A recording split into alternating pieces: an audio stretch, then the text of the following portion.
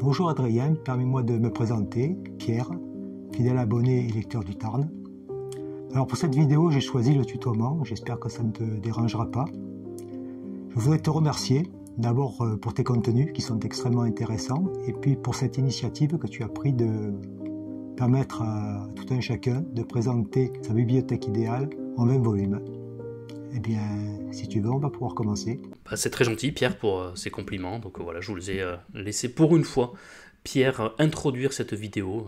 Un fidèle lecteur du Tarn, comme il nous dit, on entend son accent chantant, ça fait du bien. On va être les deux avec un accent du sud-ouest pour cette vidéo de la bibliothèque idéale. Vous connaissez le format, 20 questions pour répondre 20 livres qui constituent petit à petit sa bibliothèque idéale et qui permettent de faire également le fil de son rapport avec la lecture et qui permettent également de retrouver, de refaire une petite histoire de notre rapport à la littérature et aux livres. Sans plus tarder, on va aller découvrir le premier livre de Pierre. J'ai vraiment hâte de découvrir sa bibliothèque idéale. J'aime beaucoup l'ambiance comme ça qu'il a instaurée, qui est très apaisante. J'adore. Alors, mon roman français préféré, c'est Germinal d'Émile Zola. Pour moi, ça a été une découverte extraordinaire, une lecture fabuleuse. On partage les joies, les peines des mineurs du nord de la France. Ça a été une très grande expérience pour moi qui suis originaire des bords de la Méditerranée, qui ne connaissait, avant de lire ce livre, pas du tout la région du Nord-Pas-de-Calais. Personnellement, dans le début du livre, quand Zola nous décrit les mineurs qui descendent au fond de la mine, en prenant cet immense ascenseur, cette cage de fer assez impressionnante, j'ai eu l'impression d'être avec eux, digéré dans les entrailles de la terre. Je trouve que c'est une sensation fabuleuse. Voilà, donc mon roman français préféré, Germinal d'Émile Zola. Je vais vous faire une confidence, je ne l'ai pas lu, moi, Germinal. On m'en parle très souvent, évidemment, mais je ne l'ai jamais lu. À l'école, on ne me l'avait pas proposé, puis depuis, finalement, je n'ai pas eu l'occasion ni pris la décision de le lire, mais vous savez que dans le cadre des Rougon-Macquart, je vais finir par le lire forcément un jour. Donc j'ai hâte, vraiment, parce qu'à chaque fois que tout le monde en parle, moi, ça me donne envie. Pierre en parle très bien également, et puis je trouve que ce qu'il dit très bien, c'est que même si l'on n'est pas du nord de la France, même si on n'a aucun rapport avec les miniers peut-être, il s'est senti ému et solidaire de ces gens-là. Et c'est là toute la force de la littérature, de nous faire découvrir et de nous faire rendre solidaires, nostalgiques d'une époque qu'on n'a pas connue, et de personnes qui n'ont aucun rapport avec nous comme ça directement. Donc moi je trouve ça très beau ce qu'il vient de faire comme témoignage de la littérature, ce cher Pierre. Allez, on continue avec le roman étranger préféré cette fois-ci. Alors mon roman étranger préféré, ce sont Les Vestiges du jour de Kazuo Ishiguro. Je sais qu'un précédent lecteur, je crois que c'était Robert qui s'appelait, qui avait envoyé une petite... Enfin, c'était pas une vidéo, mais on l'entendait simplement parler. On avait déjà parlé de cet ouvrage. C'est un ouvrage fabuleux. Il y a eu une excellente adaptation cinématographique qui a été faite, je crois, en 1993 avec Emma Thompson et Anthony Hopkins dans les rôles principaux. C'est une fabuleuse réflexion sur la vie, sur ce qu'on a pu rater au moment de sa vie, et est-ce que savoir si on pourra un jour revenir en arrière sur ça et réparer ce qu'on a loupé.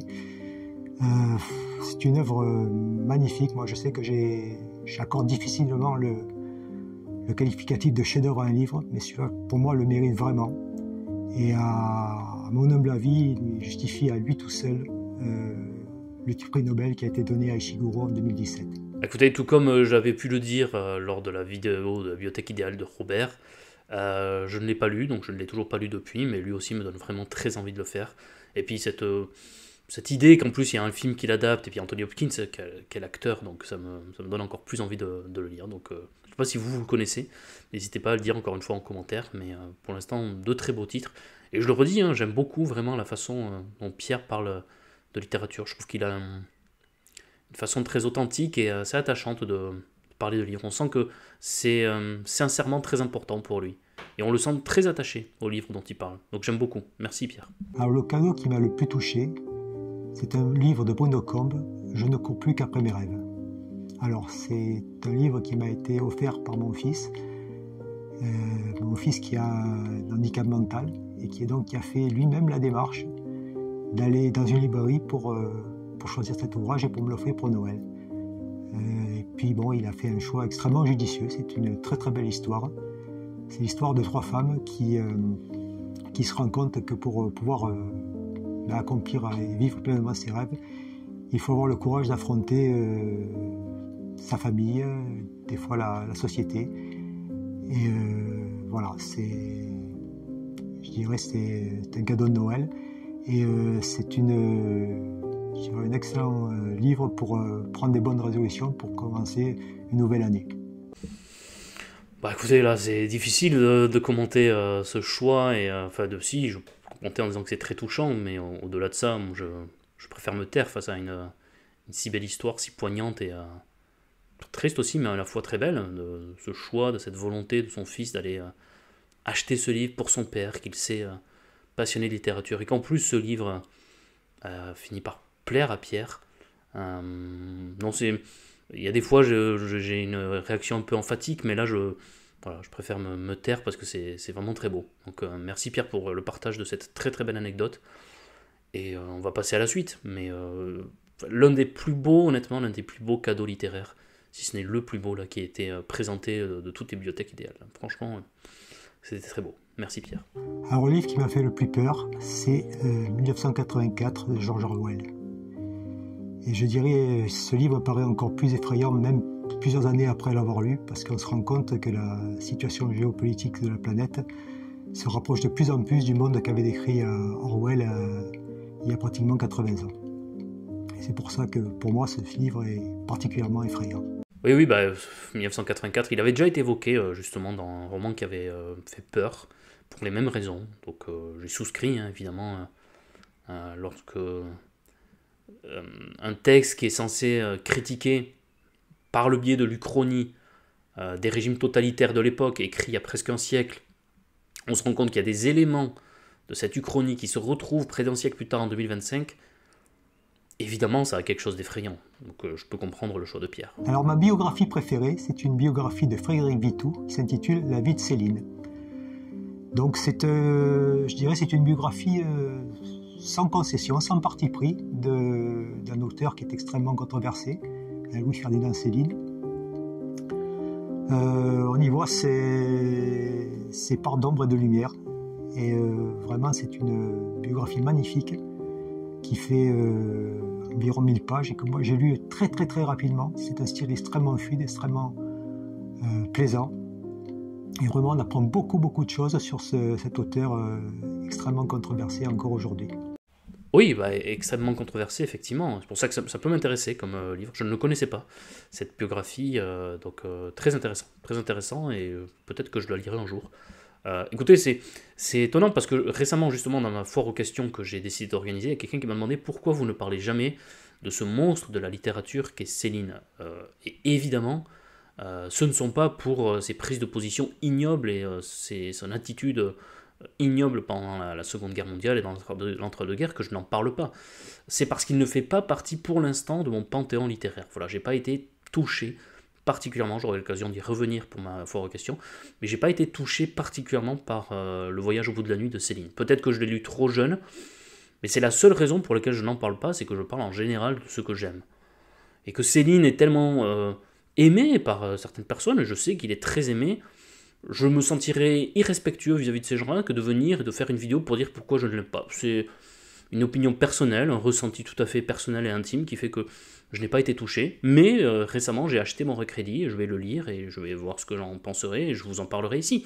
Voilà, mais rien d'autre parce que, encore une fois, moi je sépare bien, et je sais que ça déplaît à beaucoup de gens, mais c'est pas grave, je sépare bien l'œuvre de l'auteur. En tout cas, je peux lire des œuvres d'auteurs qui ne me sont pas du tout sympathiques, voire qui m'apparaissent comme étant complètement ignobles. Mais on y reviendra. Mais merci Pierre pour ce choix qui me permet de clarifier ce point. Alors le livre qui m'a fait pleurer, c'est un livre de Bernard Clavel. C'est L'Iroquoise.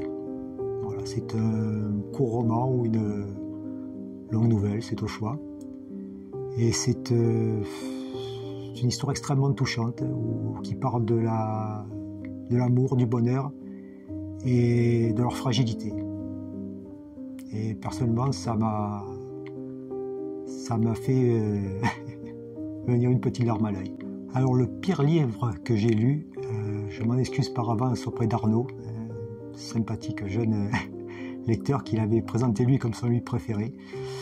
Mais c'est Salammbô de Gustave Flaubert. Alors, vraiment, moi, ça a été un calvaire de la première à la dernière page, la lecture de ce livre. Arnaud avait raison, il y avait tout ce qu'il fallait pour faire un magnifique roman épique. Et malheureusement, je trouve que Gustave Flaubert s'est complètement planté. Les scènes de combat sont brouillonnes. Le personnage principal, Salammbô, est très peu présent dans l'histoire. Il est peu quand on la présente un petit peu, c'est vraiment un personnage insipide. La fin est cousue de fil blanc. On a, je dirais même pas le plaisir de la qualité du style de Flaubert, qui est quand même assez reconnu. Là, le style est tout à fait banal. Et en plus, ce que je trouve qui est une circonstance aggravante, c'est que quand il a écrit Salammbô, il avait déjà publié Madame Bovary, qui pour moi est son ouvrage le plus accompli. Donc voilà, je suis désolé Arnaud, mais moi ça a été ma pire lecture. Bon, on va laisser Arnaud répondre à Pierre. Hein. Là, moi, je n'ai pas lu Salammbô, comme je l'avais dit, donc je ne m'autoriserai pas à rentrer dans ce débat profond et qui s'annonce violent entre Pierre et Arnaud. J'espère que Arnaud répondra. Voire même, ça serait intéressant d'organiser un débat entre les deux, s'ils sont d'accord. Vous savez, je l'avais fait sur Ulysse de Joyce sur mon podcast, L'Art des Livres. On pourrait tout à fait penser à organiser un débat digne des plus grands débats de l'histoire de la vie politique française sur Salammbô entre Pierre et Arnaud. Donc, s'ils sont d'accord, je leur propose ce défi à travers cette vidéo. Venez débattre à propos de Salammbô de Flaubert. Ce qui est intéressant, c'est que les deux ont débattu, les deux ont argumenté. Donc a priori, moi, neutre, objectif, au milieu de tout ça, en tant que simple journaliste au milieu des deux, pour l'instant je prends pas position, je le lirai un jour, puis on verra bien. Mais c'est génial, la perspective de ce débat m'enchante. Allez, on passe à la suite. Alors ma pièce de théâtre préférée, c'est une pièce de Jean-Paul Sartre, c'est Huis clos. Je crois que c'est une pièce qu'on ne présente plus, L'enfer c'est les autres. C'est cette pièce où au début les personnages arrivent en enfer et à part une seule qui sait pourquoi elle est là, tous les autres se demandent ce qu'ils viennent y faire, et au fil de la discussion on se rend compte que finalement la seule personne qui savait pourquoi elle était en enfer, et bien finalement c'était celle qui avait eu la vie la plus honorable entre guillemets, et que les autres avaient fait des choses bien pires qu'elle. Voilà, donc Huis clos de Jean-Paul Sartre, ma pièce préférée. Oui, je suis d'accord, Jean-Paul Sartre n'a pas que des défauts, et il a aussi écrit Huis clos. Alors mon recueil de poèmes préféré, c'est L'Alphabet des aveux de Louise de Villemorin. Alors l'autrice sait parfaitement jouer avec les holorhythmes et les palindromes. C'est vraiment un texte extrêmement vivant, extrêmement amusant, et en plus le recueil est merveilleusement illustré par Jean Hugo. Donc c'est un recueil à découvrir. Alors le livre qui m'a fait le plus rire, là je pense que je risque de surprendre beaucoup de monde, mais c'est l'Ulysse de Joyce. C'est un livre qui, je dirais, peu importe l'expérience du lecteur, sort n'importe quelle personne de sa zone de confort. Mais en dehors de ça, de cette conception qui est assez particulière et qui dérange beaucoup de gens qui essayent de lire et qui souvent ne vont pas au bout de leur lecture, il y a des passages au milieu de cet ouvrage, mais qui sont vraiment, vraiment à mourir de rire. Joyce s'amuse énormément avec les sonorités. Il fait des descriptions extrêmement exagérées et qui sont extrêmement drôles.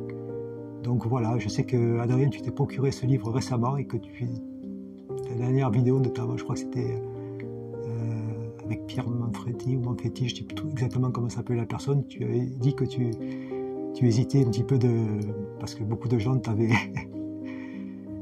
donné des avis assez défavorables sur ce livre, de le commencer.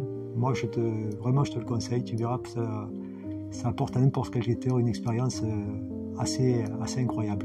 Oh ben ça alors, c'est génial. Ulysse quoi, pour le livre qui l'a fait le plus rire. Bah écoutez, alors là, je pense que ça fait partie des plus grandes surprises après des plus belles anecdotes de cadeaux littéraires. Là, c'est l'une des réponses qui m'a le plus surpris.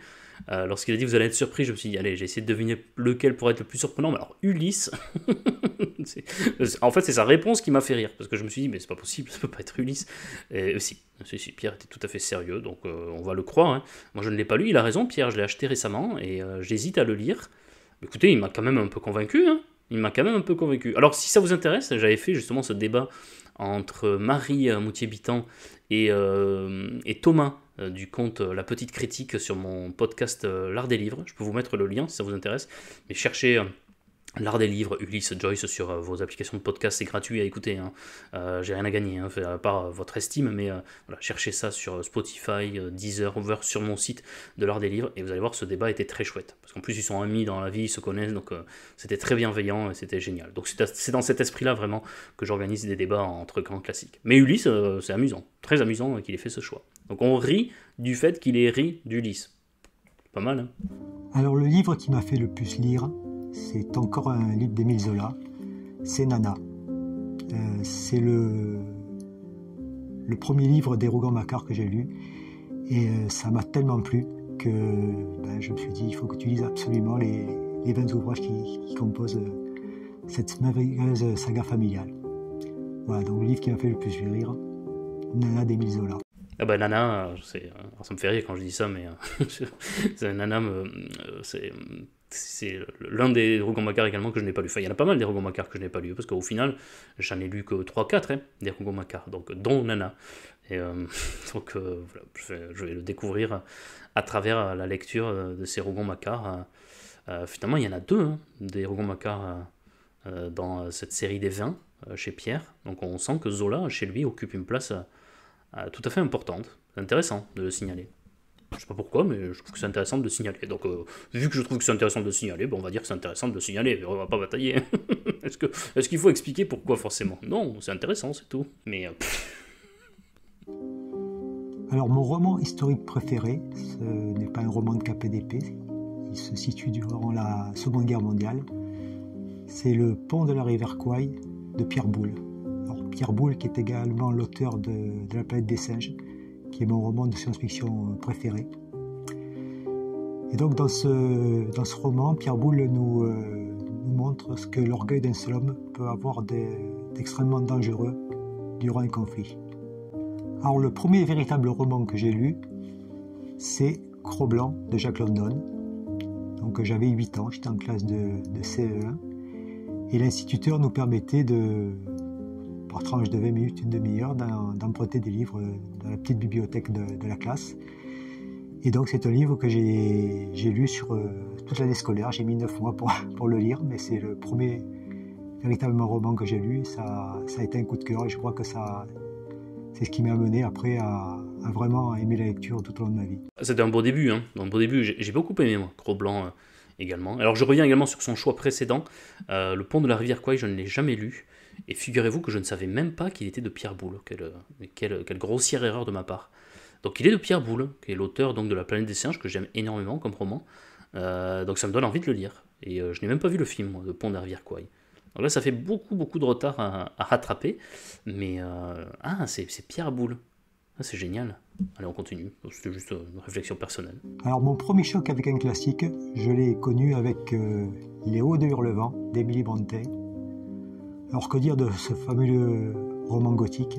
C'est un livre qui semble sorti de nulle part, un petit peu comme l'Ulysse de Joyce ou Le Voyage au bout de la nuit de Céline. C'est un livre qui a la particularité de présenter aucun personnage attachant. On les déteste soit par leur méchanceté et leur violence, soit pour leur extrême faiblesse. Et malgré tout, c'est un livre vraiment exceptionnel qui a merveilleusement traversé 2 siècles pour arriver jusqu'à nous et pour être toujours aussi fort. C'est intéressant ce qu'il dit sur le fait qu'il nous présente aucun personnage attachant. J'ai adoré Les Hauts d'Hurlevent, mais j'avais pas vu les choses comme ça. Et c'est vrai qu'il a raison sur cet aspect-là. C'est vrai que soit Heathcliff, effectivement, qui est d'une méchanceté absolue, mais même le personnage féminin qui semble être sa victime, malgré tout, il y a quand même des passages du livre où elle nous est pas du tout sympathique. Donc, effectivement, je trouve qu'aucun personnage de ce livre n'est attachant, mais peut-être que, justement, c'est cette noirceur tout au long du livre que moi j'avais adoré. Je peux comprendre que ce soit un premier choc avec un classique.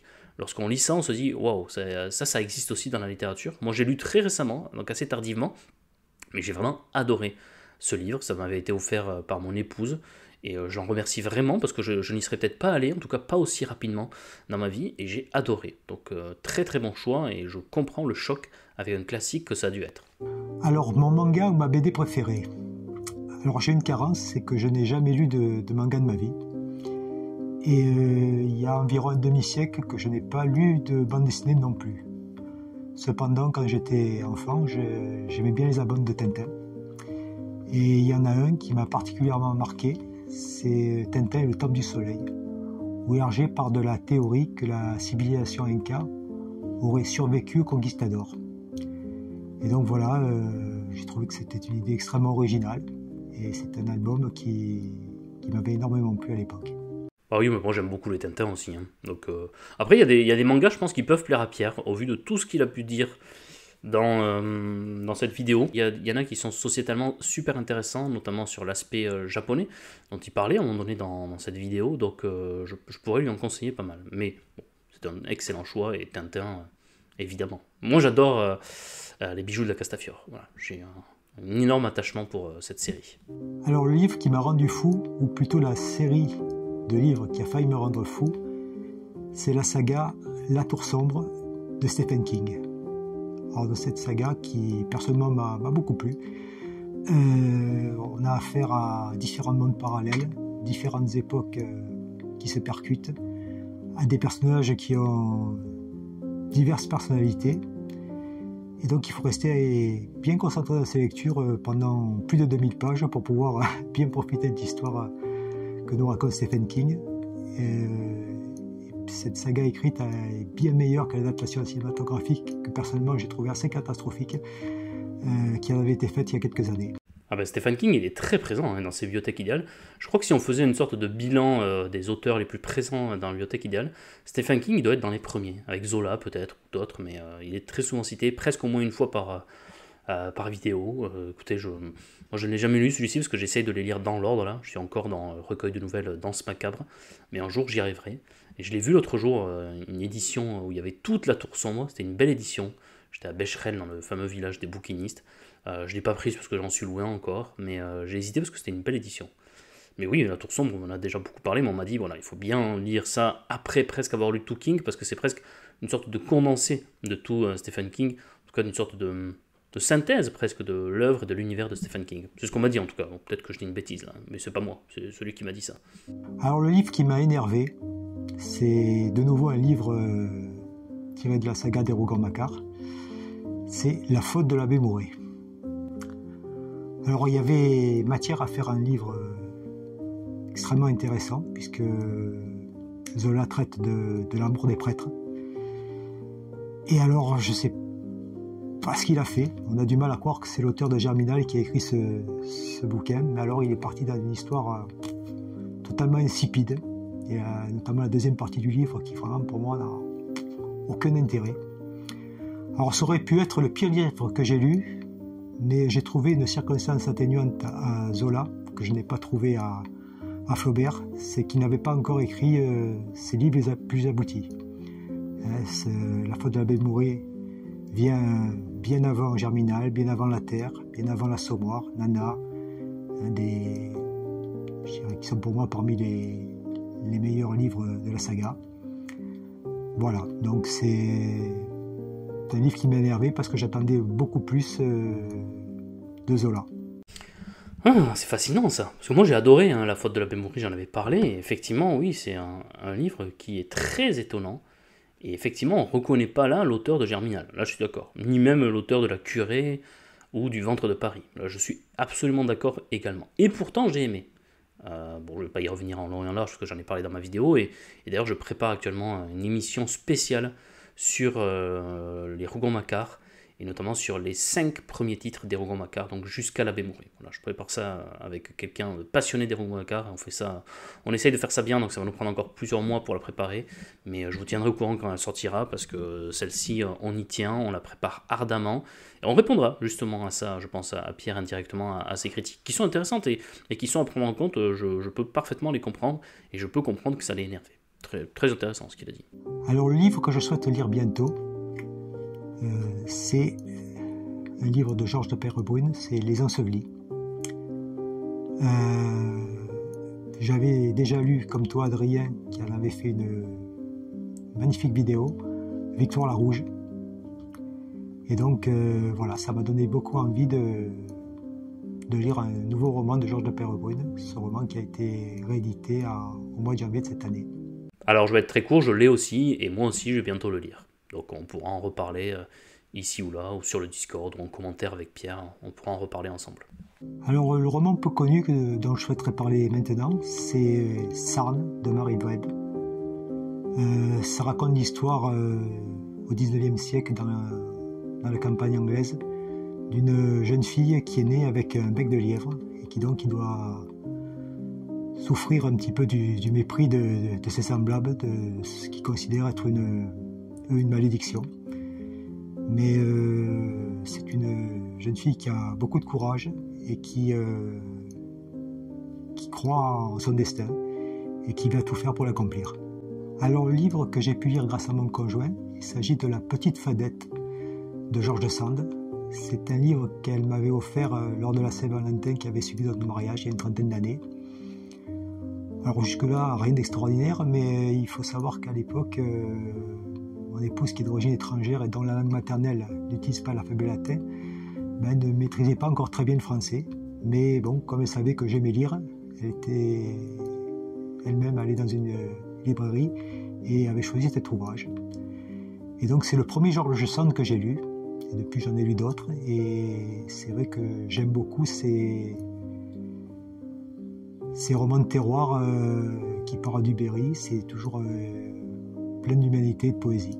Ah oui, très beau, très beau, très beau. Moi j'aime beaucoup Georges Sand aussi, je l'ai découvert un peu aussi avec mon épouse, parce qu'on en a parlé un peu ensemble et on avait eu envie de la découvrir, et on avait été visiter son beau château, enfin son manoir, sa grande maison à Nohant, c'était très très beau, et c'était très charmante comme visite.